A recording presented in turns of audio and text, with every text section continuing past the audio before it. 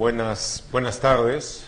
Soy Gustavo Gorriti, director de LR Reporteros. Está mi colega Romina Mela conmigo, como ha sucedido en otros Facebook Live. Pero lo que sucede es de que hace un par de días pensamos de que ya había pasado un tiempo más o menos largo desde que hicimos la última sesión de Facebook Live en la que podemos interactuar con ustedes, explicar algunas de las cosas que pueden haber quedado entre los intersticios de dos o más investigaciones, y teniendo en cuenta todo lo que ha pasado, todo lo que ha sucedido en estos días, creo de que era más que necesario poder hacer esta sesión como para poder conversar con ustedes. No va a ser exactamente una suerte de guía de perplejos, sino de que vamos a intentar explicarles a ustedes el cuadro global de la situación que ha emergido como resultado de las investigaciones que se han llevado a cabo. ¿Cuál es el avance de las investigaciones del caso Lavallato? ¿En qué etapa están algunos de los casos más importantes? ¿Y cómo es que el caso Lavajuez o CNM Audios se ha llegado a encontrar con el caso Lavallato? Prueba de ello es el caso de Keiko Fujimori. Entonces, vamos a explicarles un poco acerca de todo esto y les pido por favor de que envíen sus preguntas a través de nuestras redes sociales, a través de nuestra cuenta en Twitter, que es IDL-R, o a través del Facebook. Envíennoslas y conforme nosotros vayamos conversando, vamos a ir lanzando algunas de las preguntas. En efecto, como ustedes saben, nosotros hemos seguido el caso Lavallato ya varios años. Empezamos en realidad haciendo las primeras notas el 2011, pero nos dedicamos a fondo, dándole el contexto internacional, buscando organizar la red que ha terminado siendo la red de el periodismo de investigación, la red estructurada de periodismo de investigación, ya hace algún tiempo. Y entonces hemos seguido y hemos ayudado a que la investigación se profundice en el Perú, de que la Fiscalía de la Nación se interese en él, empiecen las investigaciones, de que la cooperación fiscal con Brasil se realice y finalmente el conocimiento que eso tiene ha avanzado mucho. Pero desde el 7 de julio pasado, son pocos meses después de todo, iniciamos en paralelo la investigación de lo que se conoce como los CNM Audios y la mayor parte de la gente conoce más bien como el Lavajuez. Y esa investigación que realmente remeció con fuerza sísmica a todo el sistema de justicia peruano y que ha provocado ya algunas reformas y fracturas profundas. El CNM, por ejemplo, dejó de existir, el presidente del Poder Judicial de la Corte Suprema renunció, el fiscal, el principal acusado dentro de todo esto, el Supremo, Inocencio Pagliacci, no solamente fue removido, fue destituido, y cuando iba a ser juzgado por crimen organizado escapó del Perú, está en la cárcel en España. En fin, todo eso le ha dado un contexto totalmente diferente a lo que existía hasta ahora. Luego de eso, el hecho de que haya habido cambios importantes en la Fiscalía, en todo sentido, de una parte salió Pablo Sánchez, entró Pedro Chávarri, y eso ha supuesto, como veremos, un cierto tipo de problemas que no representan un avance, pero del otro lado, paradójicamente vinculado con el propio Chávarri, se hizo un cambio en la conformación de los equipos especiales de investigación. Salió Hamilton Castro y su equipo, entró en esa función José Domingo Pérez Gómez, y como coordinador Rafael Vela, el fiscal superior Rafael Vela, que estaba ya como coordinador de la Fiscalía de Lavado de Activos y Pérdida de Dominio, y entonces toda la investigación adquirió otra velocidad, otro ritmo mucho más intenso, mucho más fuerte, y esto avanzó en varios frentes a la vez, sobre todo con una intensificación de la cooperación con Brasil. Esto llevó a que hubiera pedidos primero de detención preliminar, luego la petición por parte de Pérez Gómez de detención preventiva contra Keiko Fujimori y varios otros más. Esto terminó la semana pasada, como ustedes saben, en medio de circunstancias muy dramáticas, con el fallo del juez Richard Concepción Carhuancho, condenando a 36 meses de prisión preventiva a Keiko Fujimori. Y esto, tratándose de la persona, de la lideresa o líder, como quieran ustedes decir, del partido con más fuerza de representación en el Congreso, ha cambiado por completo el mapa político de la nación, ha cambiado el balance de fuerzas, ha cambiado la correlación interna dentro de esos grupos, ha provocado salidas, renuncias y alejamientos, ha llevado a que se produzcan también una serie de reconocimientos de culpa, cambios surgidos de la circunstancia en la estrategia de relación con el Ejecutivo por parte de Fuerza Popular. Y todo esto ha sido resultado de un lado, lo que ha avanzado la Fiscalía, lo que ha avanzado el equipo especial, y del otro, de forma muy importante, también lo que ha hecho el periodismo de investigación y la tremenda presión social que se ha dado. Porque ese es el nuevo y el gran protagonista de esta situación. La sociedad civil. Cuando sacamos el caso de Lavajuez, empezó una oleada de indignación que a partir de ese momento, en lo esencial, diría yo, se ha convertido en un protagonista central de los cambios que vivimos ahora para llevarnos a esta nueva situación muy fluida, en proceso de cambio, con cambios que van a venir, algunos de ellos acelerados, otros realmente imprevistos, junto con las reacciones que también van a venir del otro lado. Ahora, Gustavo, ¿tú crees que ha sido posible parte del avance de las investigaciones en el caso de Keiko Fujimori debido a la salida de César Inostroza? Porque hay que recordarle a las personas que precisamente la sala de César Inostroza tenía la casación relacionada con Keiko Fujimori y que se estaba debatiendo si es que el caso que ahora se está viendo en el Poder Judicial iba a verse bajo la ley de crimen organizado o no. Así es. Entonces, creo que también ha sido importante develar y descubrir toda esta red de corrupción al interior del Poder Judicial, que está muy vinculada con todo Fuerza Popular. Yo diría que no solo con Fuerza Popular. Era muy claro de que Fuerza Popular, estaba buscando consolidar presencia, control y fuerza en todo el Poder Judicial. Nosotros sacamos la investigación, aquella sobre el encuentro en Trinidad Morán, el intento de Héctor Becerril de influir en la conformación y en la elección de la presidencia del Consejo Nacional de la Magistratura. Él estaba pidiendo el voto a favor de Gutiérrez Pebe, quien acaba en estos días, ha sido también apresado bajo el sistema de detención provisional.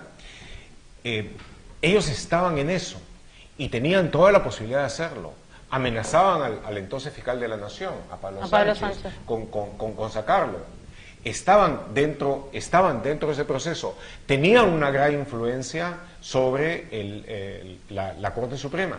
Y cuando salió el caso, cuando sacamos el caso de Lavajuez, una de las cosas que quedó muy clara en las grabaciones que se hizo fue la relación que había entre Inostroza, la señora K, a través de la intermediación del empresario Antonio Camayo, y luego, como resultado de todo eso, pasaron varias cosas. En primer lugar, uno de los fallos que Inostroza Pariache había buscado hacer para redefinir lo que era lavado de activos. Exacto. Y exigir de que se pudiera probar de que había un delito precedente al lavado de activos, eso cayó. Y creo que otro factor importante, y ha sido algo fundamental, es la relación, como tú mencionas, de César Inostroza con distintos congresistas fujimoristas. Más allá de las menciones, sino la relación sobre todo con el congresista Héctor Becerril, y justamente se hicieron determinadas llamadas en momentos claves para Fuerza Popular. Una de esas llamadas que hace César Inostroza a Becerril es precisamente cuando la Fiscalía había allanado precisamente las casas de Augusto Bedoya y de Jaime Yoshiyama, precisamente a raíz de las revelaciones o de las confesiones de Jorge Barata sobre que ellos fueron los intermediarios de los aportes a la campaña de Keiko Fujimori en el año 2011. Entonces, han habido momentos claves en el tiempo en los que César Inostroza ha intervenido de alguna manera. Sí. Ha intervenido y, claro, él es el que ha figurado más, el más notorio, y ahora fugado y arrestado en España. Por supuesto, él ha concentrado la atención del público. Pues no ha sido el único. Durley Rodríguez, presidente del Poder Judicial, renunció en cuanto empezaban a salir algunas cosas que comprometían a él o a su familia con posible tráfico de influencias. Luego, ha habido mención, y dentro del trabajo de las fiscales que han estado a cargo de esto, dentro de la acusación que el ex fiscal de la Nación, ya fiscal supremo, Pablo Sánchez, hizo, que comprendían a varios otros miembros de la Corte Suprema que han decidido, como resultado del avance de esas investigaciones, han entrado en un periodo de hibernación y han reducido considerablemente las posibilidades de los grupos que están siendo investigados por el caso Lavallato, y no solamente Fuerza Popular. El que está también en línea de la investigación es Alan García. Que se ha pronunciado en estos últimos días a través de sus redes sociales y ha respaldado incluso al fiscal de la Nación cuando se generó toda esta corriente de opinión relacionada con el fiscal José Domingo Pérez y cómo estaba manejando el caso Chincheros. Sí, por supuesto. La estrategia, así como se ha dado, tú recuerdas cuando sacamos, develamos lo del chat La Botica. Sí, claro. Una de las primeras cosas que hay ahí es la discusión entre el grupo tope del fujimorismo, y es muy revelador la forma en que actúan, cómo se dan las órdenes, quiénes mandan, quiénes obedecen, de qué manera hablan entre ellos. Era de chancar a como diera lugar a fiscal José Domingo Pérez, pero a la vez defender a como diera lugar a Pedro Chávarri. Hay Rosa Bartra, la presidenta de la comisión del caso Lavallato, algunos le llaman el Lavacara, cuyo informe ha sido debatido hoy en el Congreso. Informe ha sido debatido hoy en el Congreso. Ella dice, es una cuestión de supervivencia para ellos el mantener a Chávarri.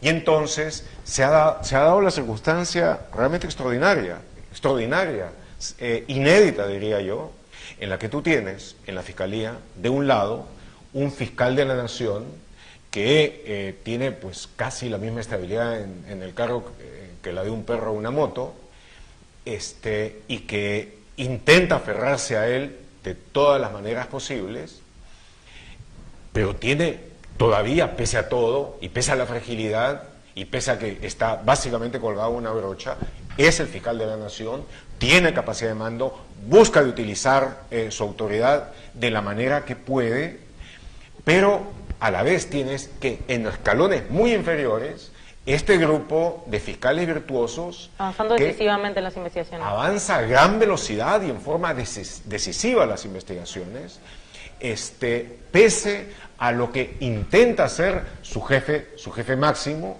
que es Chávarri, y con una serie de elementos internos que fluctúan entre la neutralidad, el miedo, y no saben exactamente qué hacer.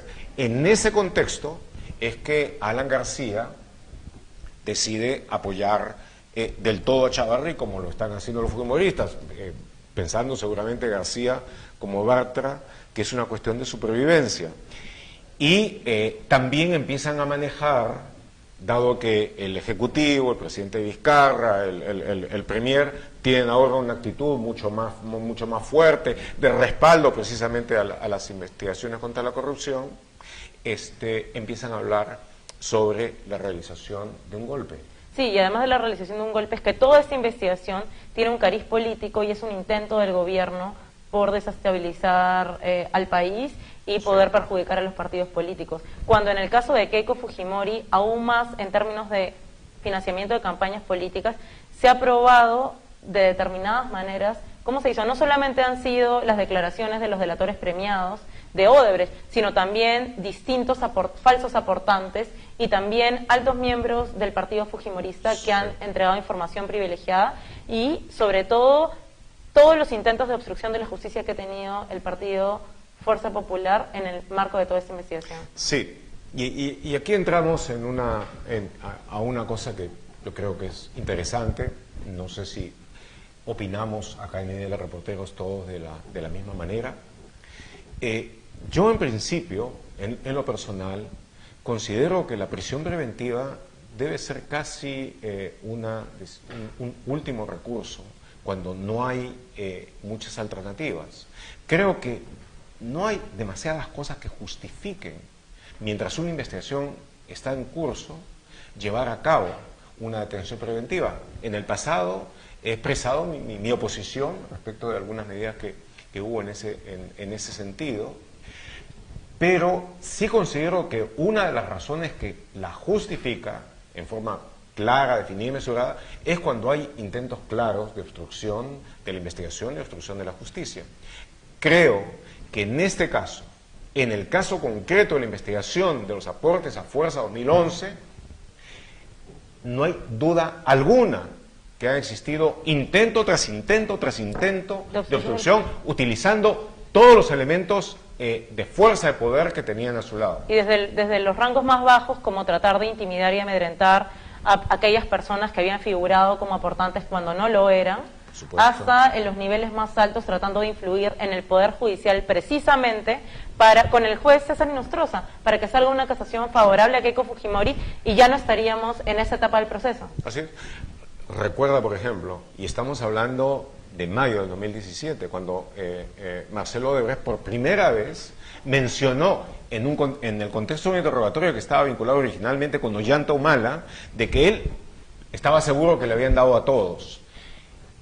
En ese tiempo había un cierto tipo de control, nada transparente dentro de la Fiscalía de la Nación, y decidieron mantener eso en secreto.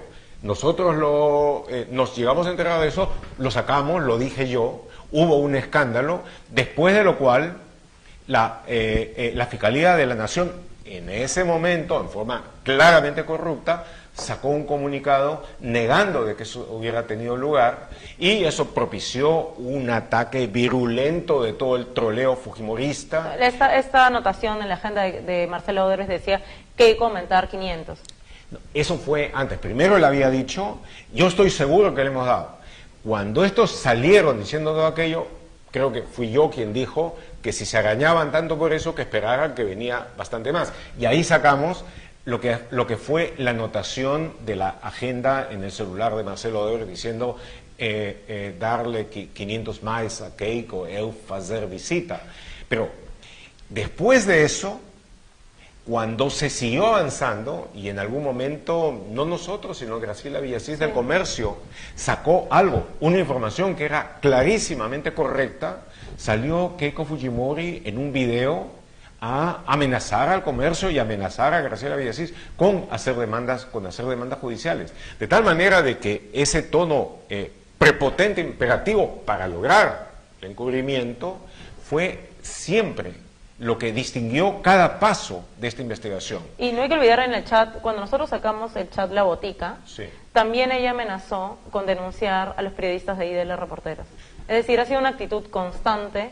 Así es. De ella y también de su bancada. Bueno, y también el intento de intimidar, amedrentar o sacar al fiscal José Domingo Pérez, yo creo que ha sido más que evidente. Entonces, en este caso en concreto, y habida cuenta de que además de las informaciones que dieron los brasileños, Barata y otros en la cooperación con Brasil, además de eso, hubo un testigo protegido, ha resultado ser el congresista Rolando Reategui, que dio toda una información indicando puntualmente, con detalle específico, todo el sistema de lavado de dinero que se hizo para tratar de ocultar la fuente de ese dinero.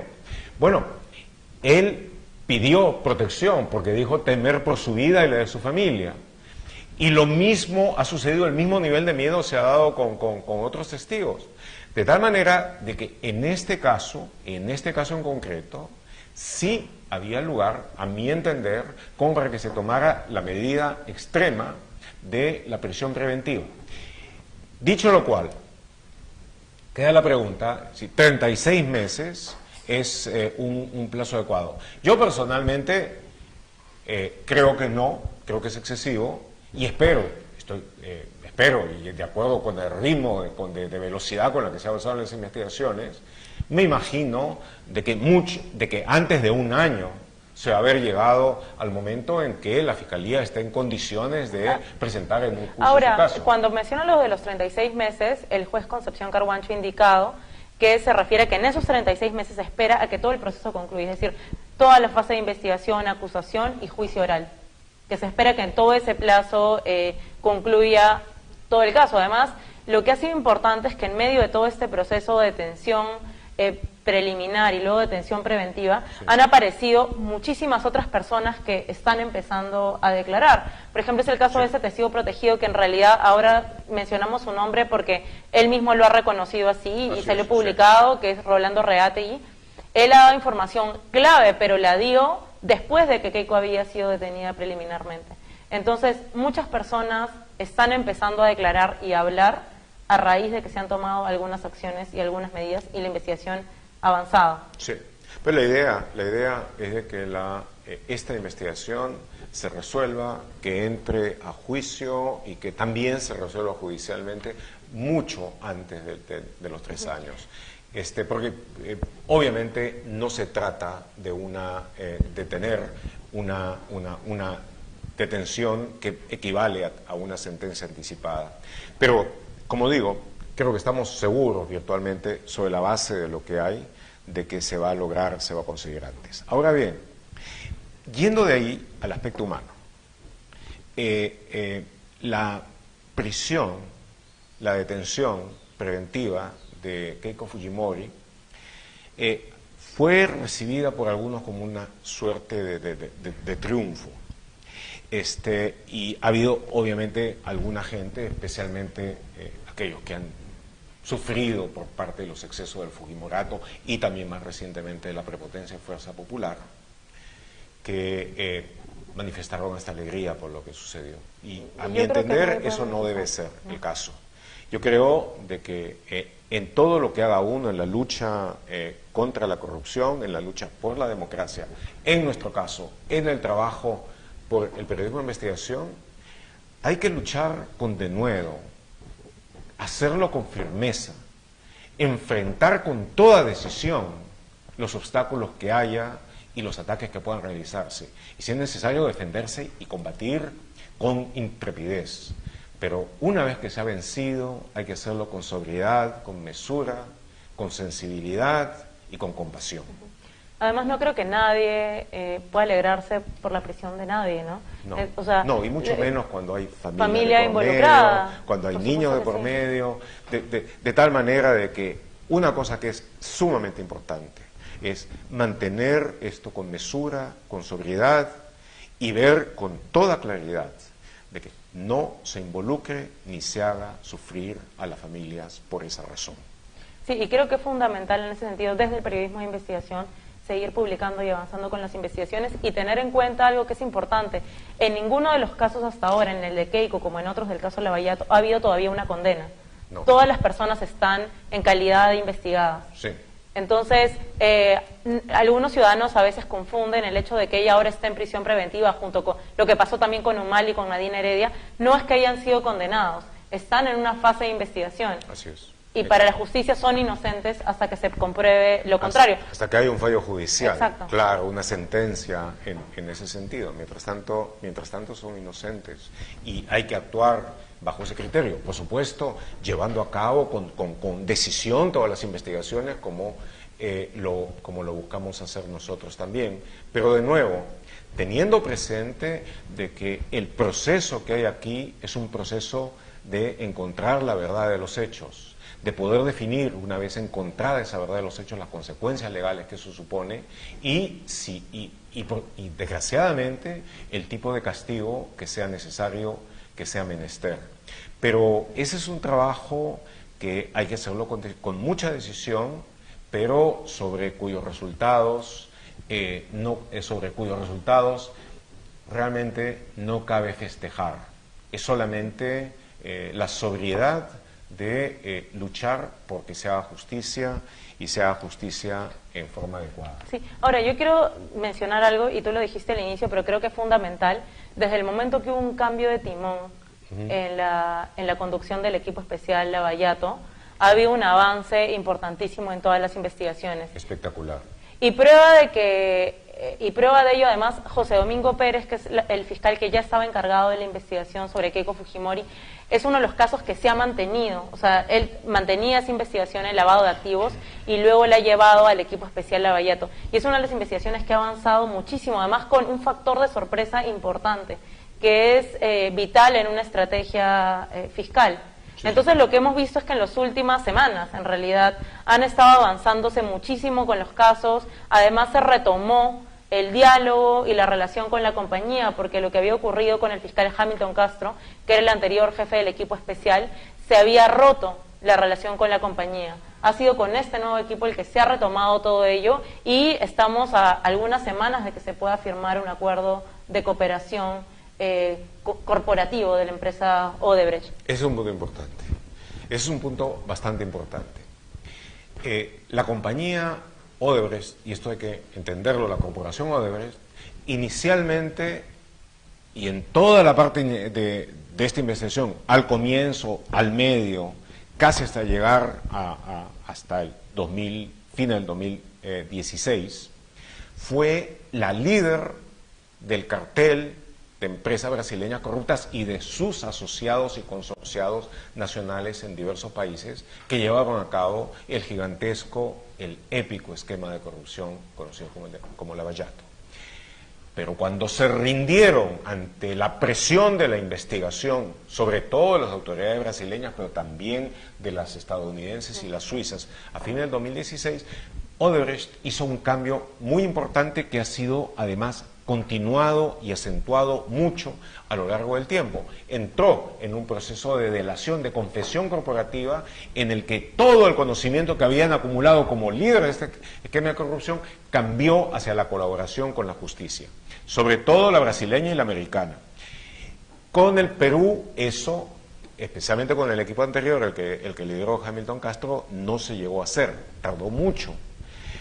Pero ahora, cuando Rafael Vela y José Domingo Pérez asumieron este liderazgo en estrecha relación con la Procuraduría Anticorrupción de Brasil, esto caminó muy rápido. Y un elemento fundamental en esta cooperación ha sido Odebrecht, la compañía Odebrecht, de tal manera de que es importante ahora poder entender de que así como antes Odebrecht era el enemigo principal, ahora es una suerte de aliado de las autoridades para poder revelar aquellos casos de corrupción vitales, llegar a altos funcionarios públicos, a expresidentes de la República. Es el principal aliado, diría yo. Entonces, ¿qué significa eso? Que muchos de aquellos bribones que buscan de ocultar y de una u otra manera de encubrir lo que han hecho, estarían más que deseosos de hacer que Odebrecht salga del todo del Perú, de que no intervenga más, de que se suspenda la cooperación con esa compañía, para que entonces no pueda emerger la parte decisiva de la información que ellos, que son los que analizan sus propios servidores, que son los que van sacando los datos y desencriptando lo que está dentro de los servidores del sector de operaciones estructuradas, pueden dar y pueden aportar. En este momento, hay que decirlo, y es importante decirlo, la Corporación Odebrecht es un aliado central de la Procuraduría Anticorrupción brasileña, es decir, de la Fiscalía brasileña, y también de la peruana en la lucha contra la corrupción. Quienes no lo son, en cambio, son aquellas compañías que todavía no han dado un paso para la confesión, un paso para lo que saben, y que cuando empiecen a hablar o sean forzadas a hablar, como sucedió con Odebrecht, van a abrir un cuadro muchísimo más amplio del ya muy grande que tenemos ahora. Sí, pero además hay información que solamente los exfuncionarios de la compañía podrían entregar. Y además hay que recordar, y esto es importante, que los ex ejecutivos de Odebrecht que se acogieron a la delación premiada o colaboración eficaz en Brasil están obligados a decir la verdad, porque de lo contrario pierden su estatus de colaboradores. Y van a la cárcel. Y van a la cárcel. Y todo lo que es dicho por estas personas tiene que ser corroborado o por otros ex ejecutivos que han sido testigos de los hechos, o con información documentaria provista de los servidores de la compañía. Entonces no son solo dichos. Alguna de la cual es muy precisa. Exacto, entonces no son solo dichos, además hay que tener en cuenta que además de ex ejecutivos de la compañía, hay banqueros, ex doleiros, personas que estuvieron en el sistema financiero que también han aportado información importante. Entonces, en la medida de que se pueda firmar un acuerdo de colaboración con la compañía, que además eso es el primer caso, sería el primer acuerdo en realidad que se ha dado en Perú de esa naturaleza, lo que va a permitir es que eventualmente, en futuras oportunidades, cuando haya compañías que quieran confesar delitos, lo puedan hacer teniendo un marco en que pueda dar legalidad y protección a ello. Por supuesto. Antes de pasar a las preguntas, no quiero dejar de comentar algo que salió hoy día en la columna cotidiana de Aldo Mariátegui en Perú 21, esto que se llama la verdadera encuesta del poder, lo sacó hoy día y entonces él dice que están muy equivocados quienes creen que en el Perú ya no existen partidos políticos, dice que hay un partido político que es el más fuerte de todos y ese partido político, según él, se llama IDL, el Instituto de Defensa Legal. Él sostiene de que esta organización, la organización a la que nosotros pertenecemos, ha acumulado, dice, una influencia descomunal sobre el Poder Judicial, el Ministerio Público, la Defensoría del Pueblo y el Ministerio de Justicia. Dice, el IDL ha vencido reiteradamente al Perú en la CIDH. El IDL ha sido clave en conseguir las 2 entradas de Alberto Fujimori en la prisión. El IDL orienta a la prensa peruana como le da la gana. En fin, eso es lo primero. Lo primero voy a hablar sobre IDL, porque ahí no termina la cosa. IDL, por cierto, no es ningún partido político, es una institución de la sociedad civil dedicada sobre todo a la promoción y la defensa de los derechos humanos durante mucho tiempo, durante años extremadamente difíciles para el Perú.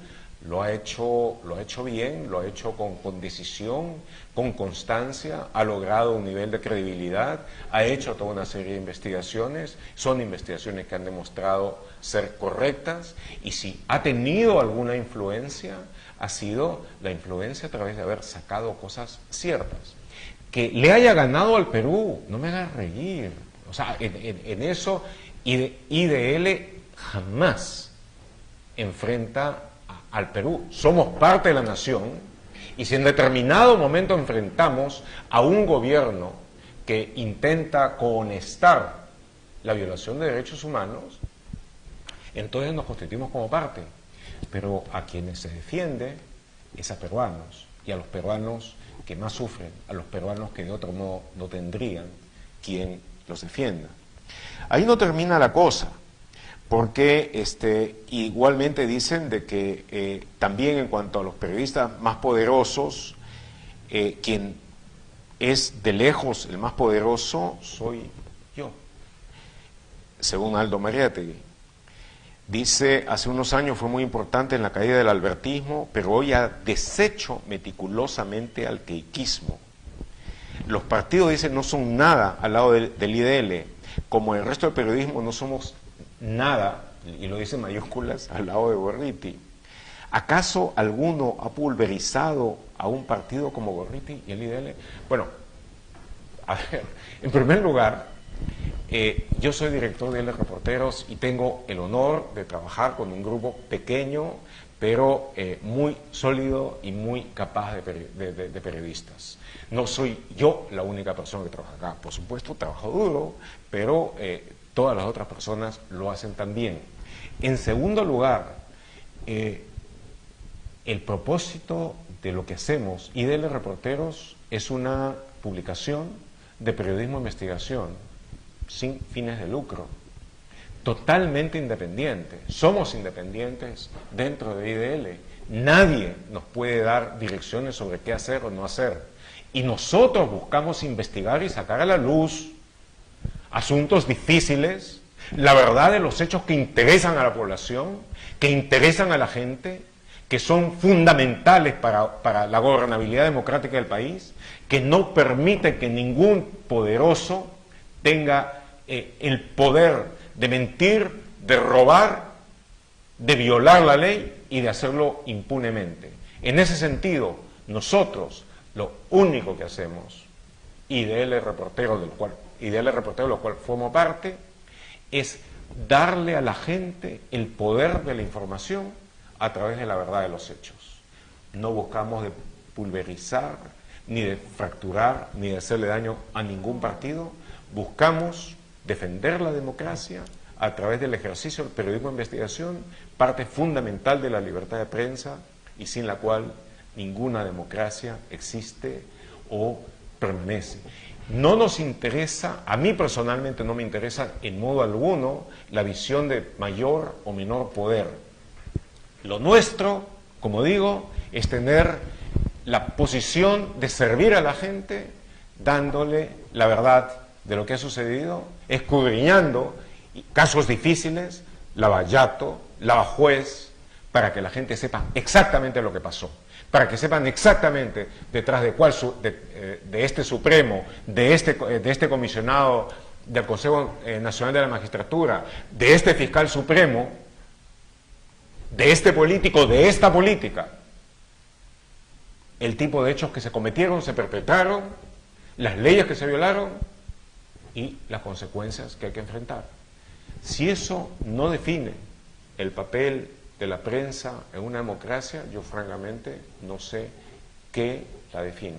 Pero, estemos muy claros, no buscamos ni que nos consideren poderosos, ni nos consideramos poderosos, ni buscamos ninguna otra cosa que no sea servir a la gente a través del servicio a la democracia mediante la práctica coherente, consistente, profunda e intensa del periodismo de investigación.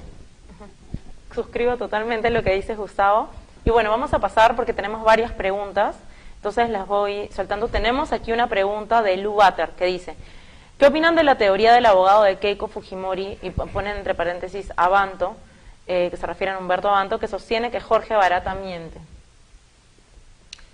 Bueno, si Jorge Barata miente, enfrenta mayores riesgos que los que enfrenta Humberto Abanto.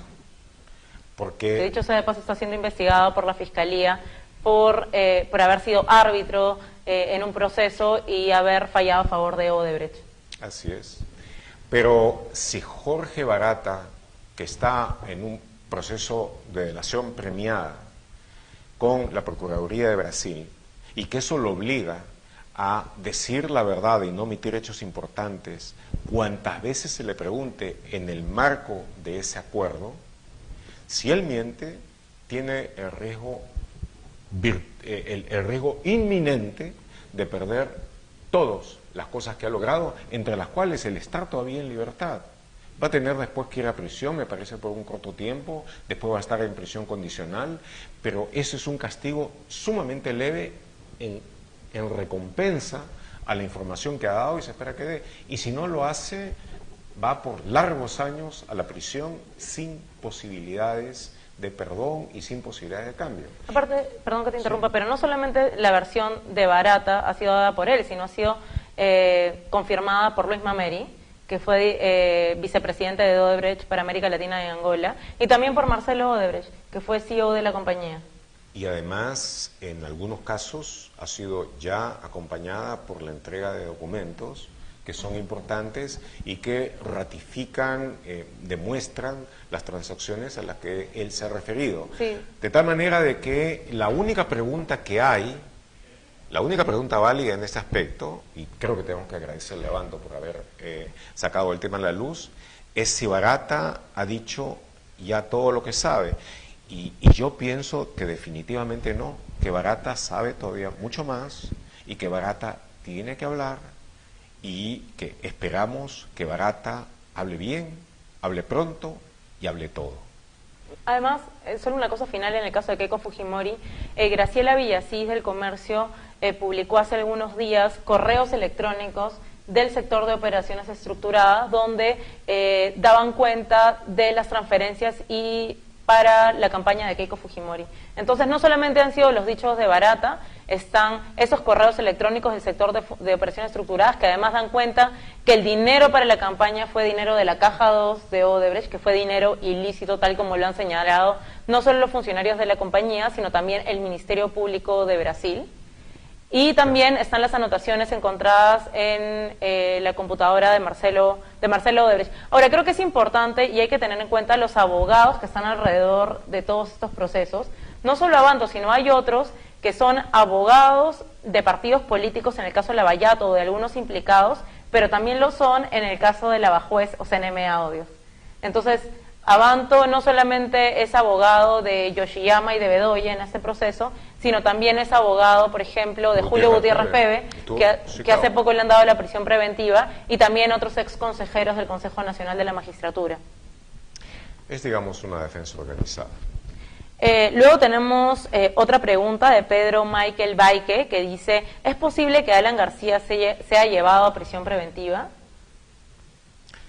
Eso va a depender mucho de varios factores: el avance de la investigación, los nuevos datos que salgan a la luz, espero que dentro de muy poco, la calidad de la información que haya tras esos datos y también el ver si esos datos salen a través del periodismo de investigación o a través de la investigación fiscal. En este momento hay una cierta emulación que se da entre la investigación que hacemos nosotros, en cuanto a periodistas investigadores, y la que ya hace en forma muy enérgica la Fiscalía. Entonces, va a depender de eso, y una vez de que haya un conjunto de nueva información, si se da, yo me imagino que sí se va a dar, una nueva información, que esa se evalúe, se vea la importancia y la gravedad que tiene, y es entonces cuando él o los fiscales a cargo del caso van a tener que tomar la decisión si es que piden al juez, que puede o no ser Richard Concepción Carhuancho, de dar una prisión preventiva. Pero dado lo que ha pasado con Ollantumala, con Keiko Fujimori, con varios magistrados, con Toledo, a quien no se lo ha podido llevar a prisión preventiva porque está fugado en Estados Unidos. Y está un proceso de extradición en curso. Y está con un proceso de extradición en curso, y que espero sea lo más rápido posible para tenerlo donde debe estar, que es en la cárcel. Pues a juzgar por eso, es de suponer de que es muy probable de que si la investigación avanza pueda haber un pedido de esa naturaleza. Acá tenemos otra pregunta de Jesús Dorken, que dice, como peruanos, muchos tenemos aún las dudas de si la difusión de audio está por terminar o aún hay mucho de lo cual tenemos que enterarnos, ¿no? Bueno, en realidad nosotros seguimos procesando audios, entonces la investigación no ha concluido, sigue en curso, sí, es que es probable que publiquemos mucho más investigaciones relacionadas con esto. Hace algunos días publicamos en IDL Reporteros precisamente los vínculos de la jueza Jessica León Yarango con el caso de los cuellos blancos del puerto, y también sus vínculos con el montesinismo. Y cómo es que nosotros publicamos una serie de audios que demostraban los vínculos con Walter Ríos, expresidente de la Corte Superior de Justicia del Callao, que ahora está en prisión preventiva también. Ahora, tenemos otra pregunta de Ale Work Rosas, que pregunta, ¿cómo van los avances del caso de Toledo? Bueno, a ver, en el caso de Toledo yo diría de que básicamente el círculo se ha cerrado, porque llegaron primero las confesiones de Odebrecht, indicando claramente cuánto le habían pagado, cómo le habían pagado, a través de quién le habían pagado. Toledo lo negó firmemente, pero poco tiempo después, quien había sido su amigo, su socio, etcétera, y quien había venido al Perú en determinado momento a decir de que la plata que había aparecido en Ecoteva era dinero que él les había dado para que invirtieran, o sea, Joseph Maiman, ese mismo Maiman, desesperado por la circunstancia muy difícil en la que se encontraba, decidió entrar en un proceso de colaboración con la justicia peruana. Y ese proceso de colaboración, sí hay que decirlo, se dio con Hamilton Castro. Bueno, eventualmente Maiman confesó casi todo, es decir, de que sí se había negociado eso, de que sí él había recibido en las cuentas de sus compañías el dinero de coimas que pagó Odebrecht y que después él eventualmente se lo había retornado a Toledo a través de todo el sistema offshores del caso Ecoteva. De tal manera de que lo que se ha obtenido es información sobre la negociación para el pago de coimas, cómo se hizo, de qué manera se hizo, por cuánto y a través de quién, de qué offshores. Información por parte de quien recibió ese pago en sus propios offshores, lo mantuvo, lo pasó a otros offshores y eventualmente terminó depositándolas en algunas que estaban bajo el control de la familia Toledo, quienes a su vez, dentro de la investigación que se ha hecho, ha quedado muy claramente definido a favor de quién o quiénes fue eso. De tal manera de que yo creo que en el caso de Toledo no hay mucho que decir, no hay mucho más que decir. Yo creo que el caso está probado y que en el momento en que él sea extraditado acá y llevado a juicio, la sentencia condenatoria es virtualmente inevitable y ciertamente será profundamente merecida. Porque se ha comprobado todas las fases del lavado de dinero y de la corrupción. Todo. Y claro, hay algo que yo quiero decir en este caso en forma personal. Habiendo yo estado entre quienes con licencia de periodismo por esos meses tomó parte en todas las acciones intensas, épicas del pueblo peruano para recobrar la libertad y la democracia en el año 2000, y habiendo visto el grado de fervor, de compromiso que hubo entonces, y luego cuando se revelaron los niveles profundos de la corrupción de Montesinos y Fujimori, el deseo de tener un comienzo nuevo, de una república democrática sana, y cómo Toledo en un determinado momento encarnó aquello, luego el haber visto que casi de inmediato él entró en los premedales, en los pantanales de corrupción, en los que ahora ha sido descubierto, yo, francamente, desde mi punto de vista, él merece mucho más castigo que los otros. De muchos de los otros, no sorprende que hayan sido corruptos, no sorprende que hayan hecho lo que hicieron, pero en su caso hay además un agravante, que es la burla profunda a las esperanzas del pueblo peruano en circunstancias tan dramáticas como las que vivió el año 2000 y después. Ahora, tenemos otra pregunta de Zoraida Elena. Ella nos pregunta, ¿cuál es la situación del juez Concepción Carhuancho? ¿Continuará el caso su despacho? Bueno, eso está por verse porque eso lo tiene que definir una sala superior y todavía está en proceso de resolverse la recusación. Pero no hay que olvidar que ha habido un antecedente, que es que en el caso de Ollanta Humala y Nadine Heredia también, cuando estuvieron en prisión preventiva, la defensa de esos también presentó una recusación contra Carhuancho y esta ha sido desestimada. Entonces, bueno, eso está por determinarse. Tenemos otra pregunta que dice... Manuel Espinosa, ¿cómo afecta el caso Lavallato el hecho que su máximo estandarte en Brasil, el juez Sergio Moro, se haya convertido en el ministro de Justicia de gobierno del ultraderechista Bolsonaro? Yo cuando empezamos este Facebook Live dije de que de uno u otro modo iba a ser un intercambio en medio de una guía para perplejos en la que estamos buscando la luz. Y yo, en ese aspecto, confieso una profunda perplejidad. No me lo explico. Realmente no me lo explico.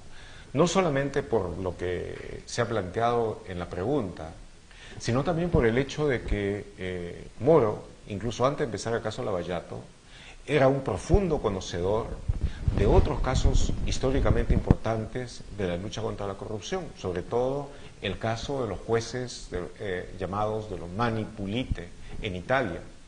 Y él, una de las cosas que pudo determinar es cómo el hecho de que el juez Di Pietro haya entrado en política partidaria fue una de las cosas que más dañó a su caso y que hizo de que toda esa gran dinámica anticorrupción en Italia terminara con Berlusconi. Ahora, cuando el caso Lavallato parecía estar terminando con Bolsonaro, político impresentable de tantos puntos de vista, es por lo menos sorprendente que el juez Moro, que había dicho también hace apenas un par de años que él no consideraba de ninguna manera dejar la judicatura para entrar en la política, haya accedido a ser ministro de Justicia y de un presidente que ha tenido frases que en forma tan abierta violan la ley y violan una de las leyes fundamentales. Entonces, Moro, cuando decretó algunas órdenes de prisión contra altos dirigentes políticos, dijo: por alto que tú estés, citando una frase, no importa cuán alto estés, la justicia siempre estará por encima tuyo, más alto, más alta que tú. Entonces, pues sí, la justicia va a estar también más alta que Bolsonaro y más alta que sus ministros, incluyendo el juez Sergio Moro. Pero yo, antes de tener una opinión definitiva sobre esto, la verdad, quisiera poder en algún momento plantearle directamente la pregunta o ver a través de nuestros colegas de la red de periodismo de investigación estructurada cuáles son las razones profundas de Moro. Él ha dicho que va a tener una conferencia de prensa abierta para explicar en estos días, cuáles han sido sus razones de tomar esta decisión. Bueno, lamentablemente el tiempo se nos ha agotado. Queremos agradecerles por haber estado conectados hoy día, por todas sus preguntas, y prometemos volver a hacer un nuevo Facebook Live pronto. Por favor, de todas maneras, a través de nuestras redes sociales, envíennos sus preguntas, sus consultas, y nosotros trataremos de que en la próxima oportunidad podamos responderlas. Buenas tardes, muchísimas gracias. Hasta luego, buenas tardes, que les vaya muy bien.